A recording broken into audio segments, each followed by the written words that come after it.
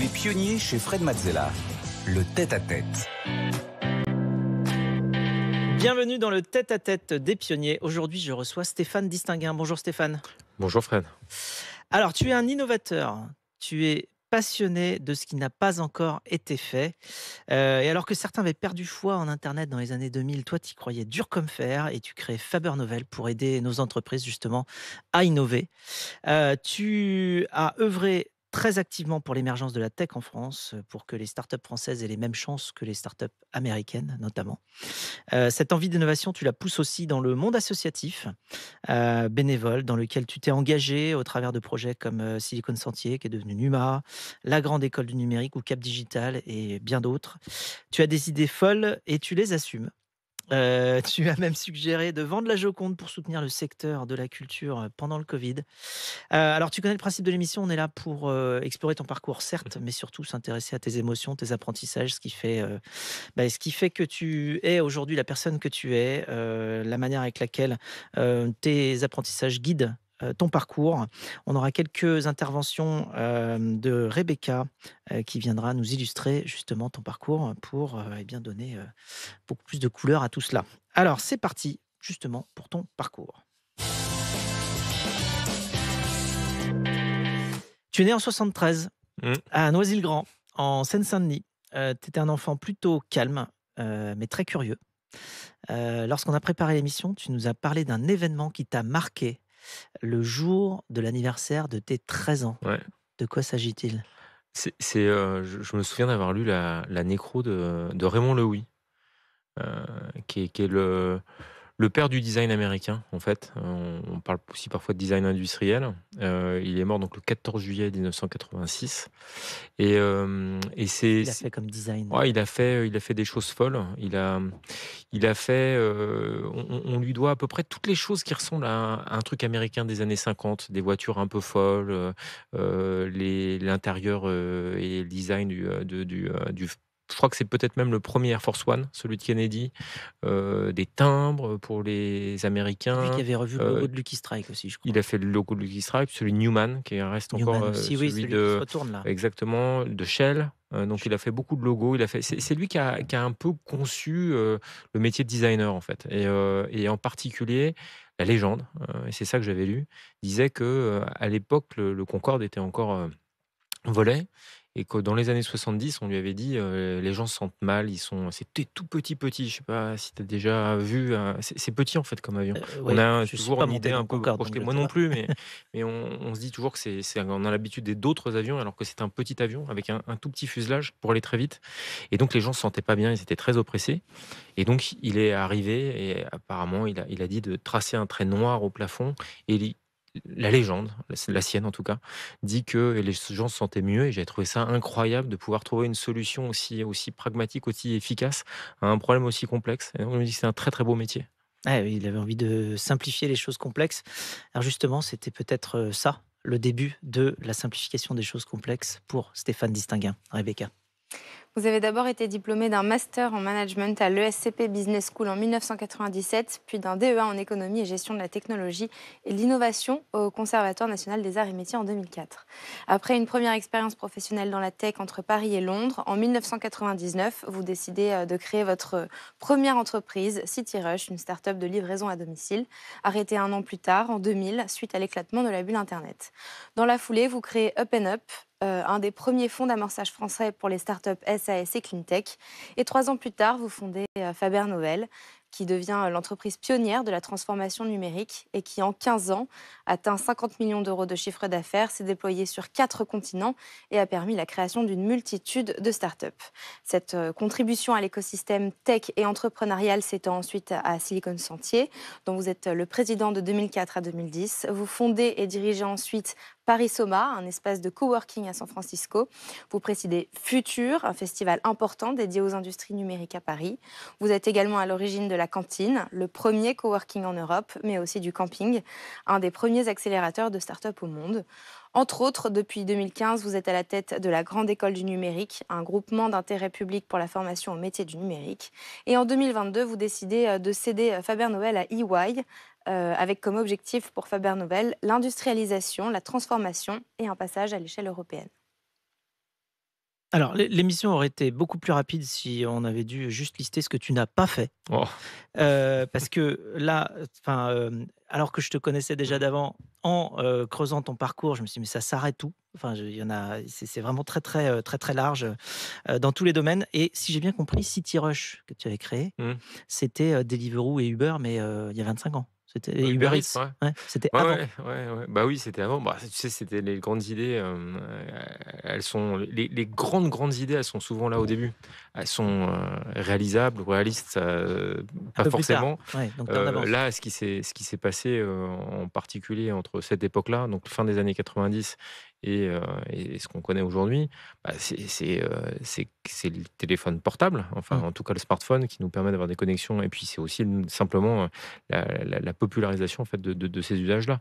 On n'était quand même pas nombreux à utiliser internet à toute fin des années 90. Et alors Moins nombreux après, en tout cas. justement, cette expérience de CityRush, qui donc n'a pas fonctionné aussi pour les Mmh. raisons évidemment, techniques, dont tu parles. Tu te lances dans la création de Faber Novel en 2003. Tu croyais aux nouvelles techno et internet quand tout le monde en fait, n'y croyait plus ou s'en détournait en tout cas en France suite à la bulle, de 2000. Et qu'est-ce que tu ressentais toi à l'époque? Tu disais: «Mais, ça va marcher, ils ont pas compris?» Tu te disais: «Bon, Ouais, ouais, peut-être qu'ils ont raison»?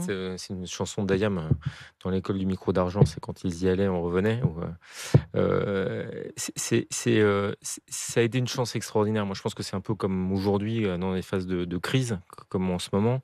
C'est le moment où on te laisse un petit peu plus tranquille. Il y a moins d'argent, peut-être un peu moins d'intérêt, mais on te laisse aussi assez tranquille pour travailler, développer, tes projets. Donc moi, j'en garde plutôt un souvenir qui n'était pas la traversée du désert ou la sécheresse. Je me souviens plutôt d'un moment où, après la bulle Internet, il y avait un commencement d'intérêt, des personnes convaincues.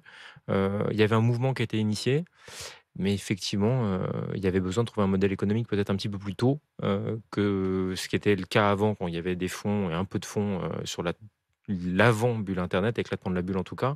Et puis après ça, à partir de, on va dire 2007-2008, une phase où on s'est d'ailleurs pas mal croisés, Mmh. quand justement, et Blablacar de ce point de vue-là était aussi assez exemplaire en fait de l'arrivée de ces fonds successifs, des fonds plus structurés en France, mais aussi des fonds étrangers qui ont commencé à s'intéresser à notre écosystème. Mais ça s'est passé un peu après. Donc il fallait faire ça en attendant. Alors en parallèle de Faber Novel, tu lances, plusieurs initiatives dans les années 2000 justement. Paris Soma, on en a parlé, le Silicon Sentier, puis la cantine, le camping. Est-ce que tu peux nous expliquer ce que tu, voulais, ce que tu cherchais, ce que tu voulais construire en fait Moi, à ce moment-là? c'était, relativement, simple, tu disais je suis né à Noisy-le-Grand, j'ai grandi entre la banlieue parisienne et Paris, qui est une ville que j'aime et que j'ai pas envie de quitter. Mais je me suis assez vite rendu compte que, bah, qu'on était quand même un petit peu plus identifié pour, nos restaurants, nos musées et un lieu de visite pour des week-ends romantiques, plus que pour la tech et nos entreprises et nos entrepreneurs.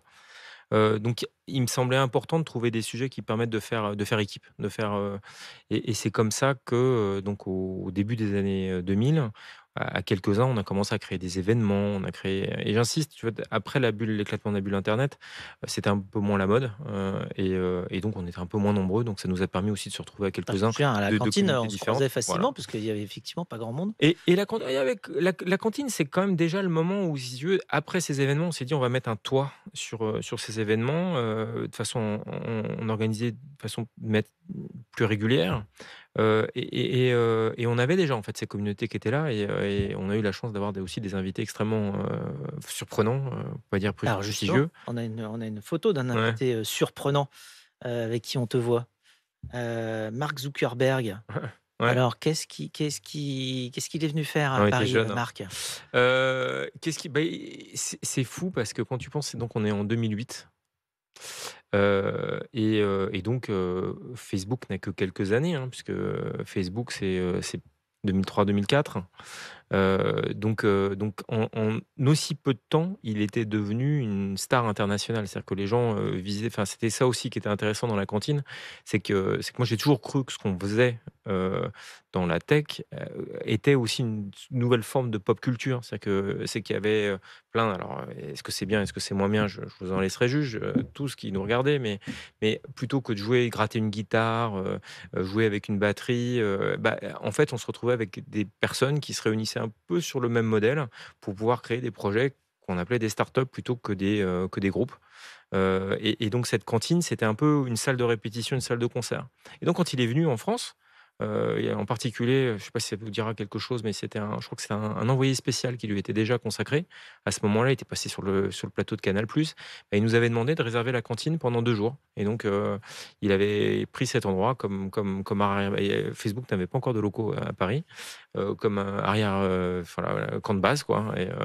Et c'est comme ça qu'on l'a accueilli, qu'on a fait un événement. Tu avais fait le lancement de Twitter aussi en On a fait le France. lancement de Twitter, et c'était quelque chose qui était aussi assez chouette parce que sans tout à fait être Robin des Bois, on va pas exagérer, ça nous permettait d'avoir des événements qu'on rendait payants pour ceux qu'on avait les moyens. Et typiquement, Mark Zuckerberg avait les moyens voilà, de louer la cantine, et puis le lendemain, on le faisait pour des communautés open source qui avaient un événement organisé, mais pas forcément l'argent pour pouvoir se payer une Exactement. salle. Moi, je venais à la cantine, c'était pas cher. C'était même gratuit. C'était même gratuit. Et Voilà. l'idée de base, c'était justement de faire Parce monter le que, niveau. justement, Zuckerberg avait payé la Hein, veille et donc tu pouvais exactement. faire gratuit pour les autres ensuite. Exactement. Alors, on a une autre photo avec Barack Obama. Ouais, Alors, c'est, le contexte, tu vu explique-nous. cette blague que je lui raconte? Ouais. Ouais, Voilà, et ben ouais, ça le fait bien rire. ouais. Alors, tu te souviens de la blague? Non, non, non, mais et lui non plus, je pense. À vrai dire, mais en tout cas, qu'est-ce qu'il est sympathique, et qu'est-ce qu'il a l'air toujours accueillant, Il est et avenant. ouais, franchement. Non, non, en fait, moi, je me souviens de ce que je lui disais, mais ça lui a fait rire, je sais pas si c'était drôle, mais je me souviens de quand ma grand-mère, feu ma grand-mère, que j'ai eu la chance de connaître longtemps parce qu'elle est décédée à près de 102 ans. Et elle m'a appelé le jour de l'élection de Barack Obama. Elle trouvait ça extraordinaire. Et c'est vrai qu'il représentait quelque chose pour nous tous d'incroyable parce que c'est vrai que c'est un peu été notre président rêvé à tous. Alors, après, il a critiqué sans doute. Enfin, c'est un peu moins extraordinaire que ce qu'on a bien voulu y voir, mais son élection, en tout cas, c'était quelque chose de très heureux. En juillet 2022, 19 ans après la création de Faber Novel, tu as décidé de te rapprocher du groupe EY pour vous permettre de passer à la vitesse supérieure. Comment s'est passée cette transition et vers où vont maintenant Faber Novel et Stéphane? C'était, je pense qu'on a été amenés tous à réfléchir, aux différentes échelles, tu vois? De l'entreprise, de l'entrepreneur, des collaborateurs, de se projeter dans des projets. Il y a eu un avant et un après le covid, hein. On va pas c'est très clair, et de ce point de vue-là, je pense qu'aussi le marché a été amené à beaucoup évoluer. Et que pour moi, on a affaire à un marché où on était très, très, très, différents, quand on était Faber Novel au début et qu'on était quasiment les seuls et qu'on a inventé, pour ainsi dire, le sujet de la transformation numérique, pour les très grandes entreprises, en France et peut-être même en Europe. Et là, on a besoin en fait de gagner toujours en taille et toujours en capacité de combiner en fait les compétences, et d'avoir aussi bien des compétences de supply chain que des compétences de fiscalité ou de transaction, et que donc ce besoin nous obligeait à gagner en taille assez rapidement. On avait correctement grandi, on était à peu près 500, on était déjà avec pas mal de métiers, mais à mon sens, il fallait rapidement en fait passer un cap, et c'est ça que permet en fait un adossement industriel. Et de ce point de vue-là, les complémentarités, elles étaient évidemment, j'allais dire, encore plus fortes avec un groupe comme EY qui était pour le coup assez peu sur nos activités, en tout cas Mmh. sur cette partie de l'Europe. Et Ils ont donc une présence, une globale. présence globale dans au moins 150 pays. Enfin, c'est une très très grande machine qui en plus à qui on peut apporter, je pense, un bout de notre ADN. Et ça aussi, c'est assez rassurant en fait. De pouvoir boucler cette boucle et se dire que en fait, tu es arrivé à un niveau de projet qui te permet de pouvoir justement le confier, et chercher à contribuer à quelque chose de plus grand avec cet ADN auquel tu as contribué. Alors, c'est le moment pour nous de nous plonger dans tes passions.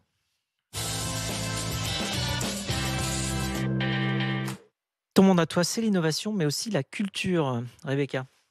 Et vous avez vécu l'épidémie du Covid et le confinement comme un moment marquant, une épreuve collective et individuelle sans précédent en termes managériels et stratégiques. Et pendant cette crise, vous avez eu une idée assez particulière puisque vous avez suggéré à la France de vendre la Joconde, l'iconique tableau de Léonard de Vinci, pour soutenir financièrement la culture profondément impactée par la crise.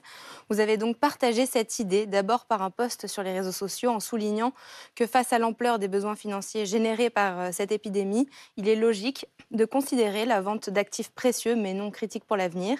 Et puis, avec les centaines de commentaires sur Facebook et LinkedIn, d'autres questions sont apparues chez vous et chez toutes celles et ceux de vos connaissances et d'inconnus sur le net qui se sont pris au jeu.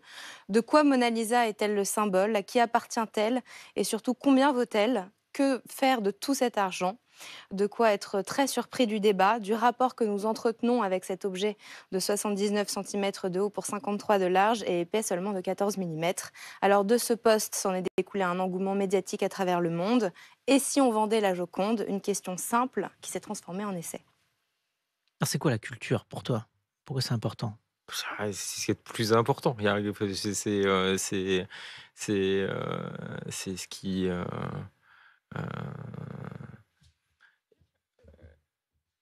Tu parlais de curiosité, je trouve. Enfin, c'est la curiosité, c'est la gourmandise, c'est ce qui est de. Enfin, c'est pour moi, et c'est un enjeu majeur, c'est que c'est gratuit ou ça doit rester. Enfin, dans culture, on peut parler de culture populaire.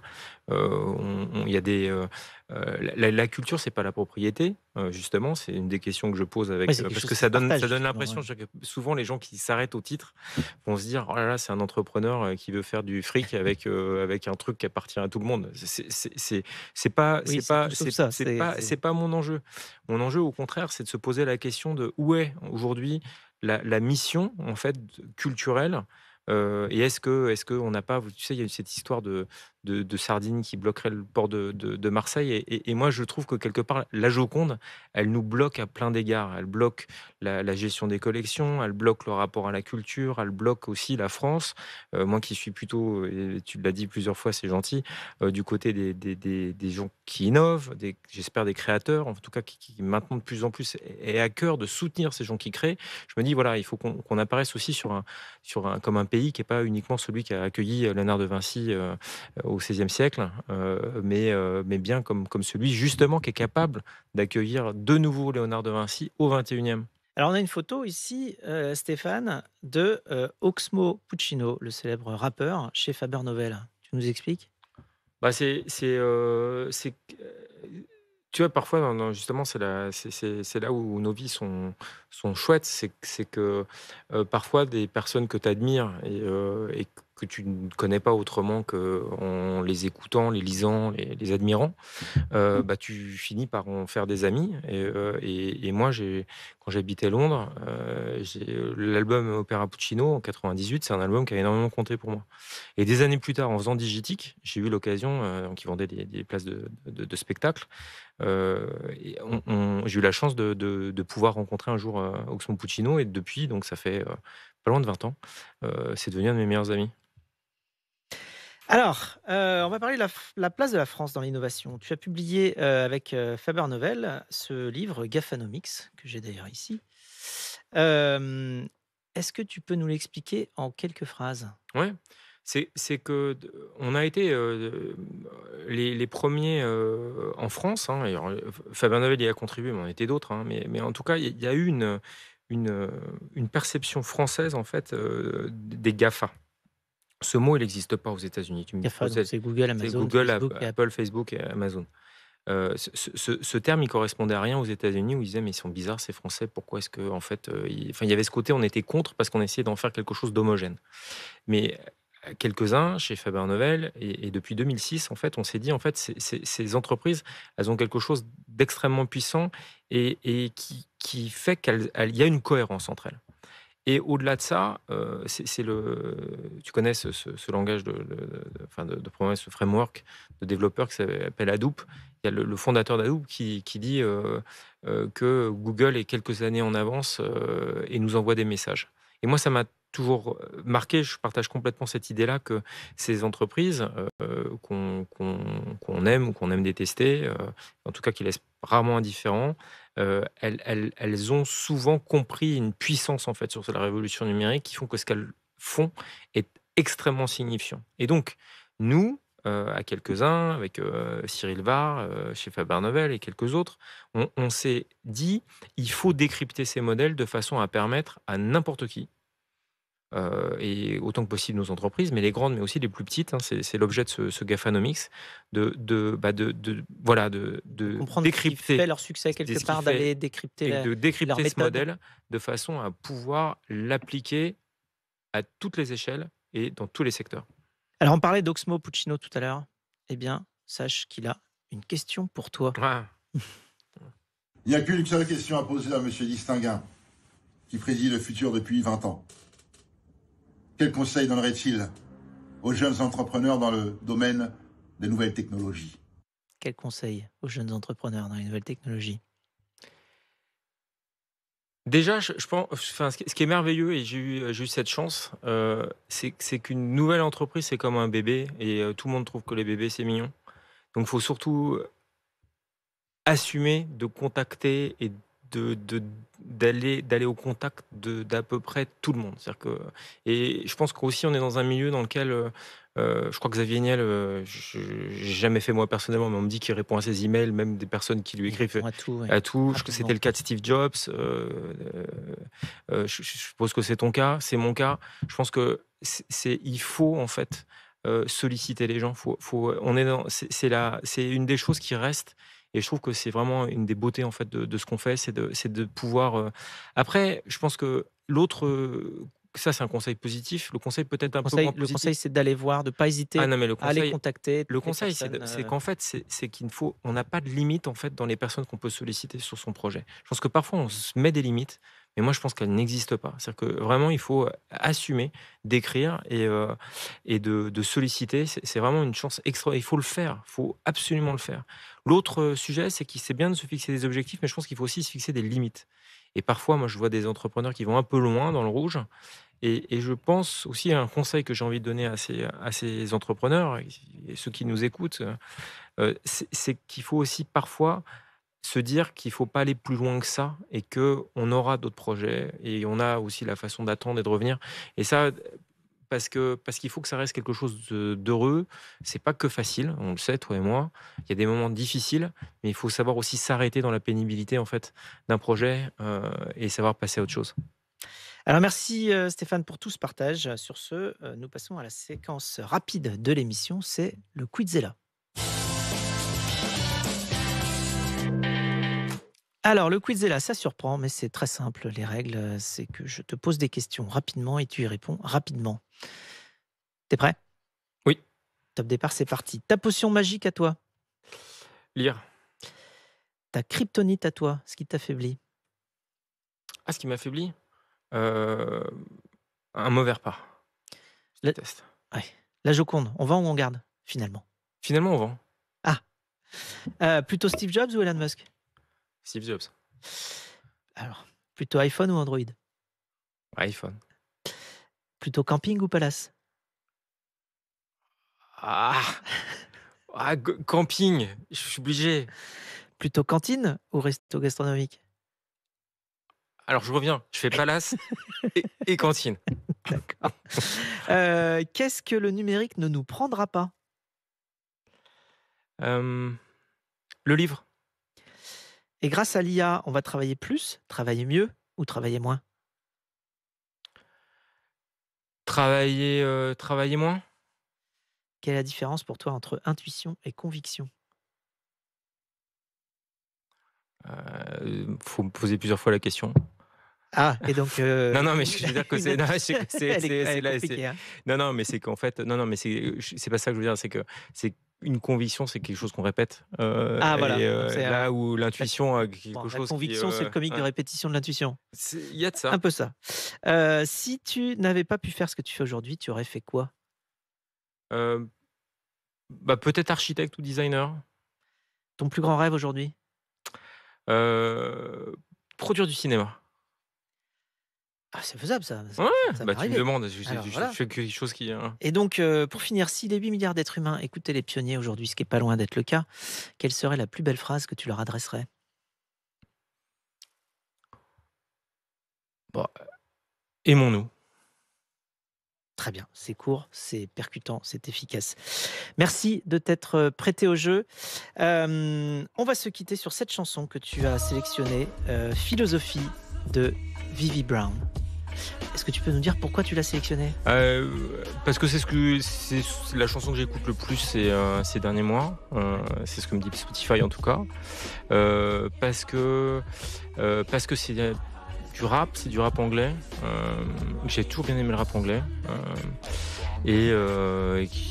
Voilà, et puis j'aime bien le sujet, c'est, la semaine, justement, c'est une sorte de transformation. Enfin bon, ça m'intéresse, j'aime bien.